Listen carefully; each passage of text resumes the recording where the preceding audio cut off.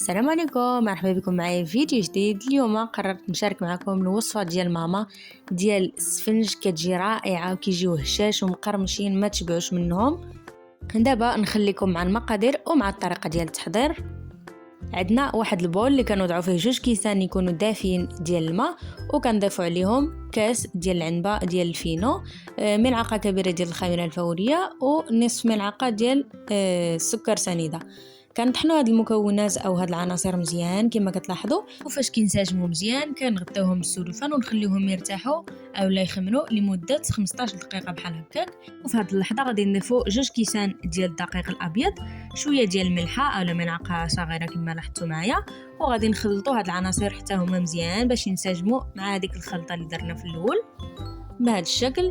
وكنضربوهم بيدينا تقريبا واحد 5 دقائق بحال هكاك.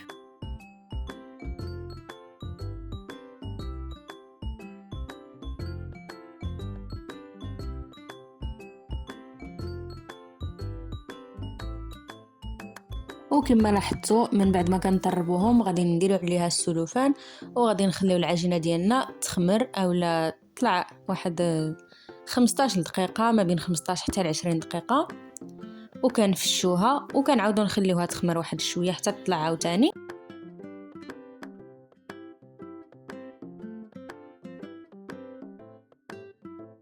حتى كتبقى لينا على هذا الشكل هذا.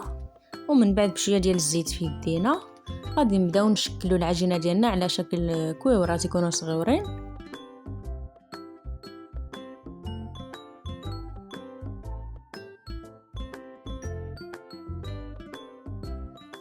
وكما كتلاحظوا كنستمروا حتى كنساليو العجينه ديالنا كامله. وها هما الكويورات ديالنا كما كتشوفوا. العجينه ديال السفنج راكم عارفين كتكون خفيفه، ما كتكونش يعني قاصحه. وفي هذه المرحله كما كتلاحظوا كنبداو نقليو السفنج ديالنا، كنشدوا الكويورات وكنديروا لهم تقريبا من الوسط وكنوضعوهم في المقله تكون سخونه. وبنفس الطريقه بنفس الشكل كنستمروا حتى كنساليو السفنج ديالنا كامل.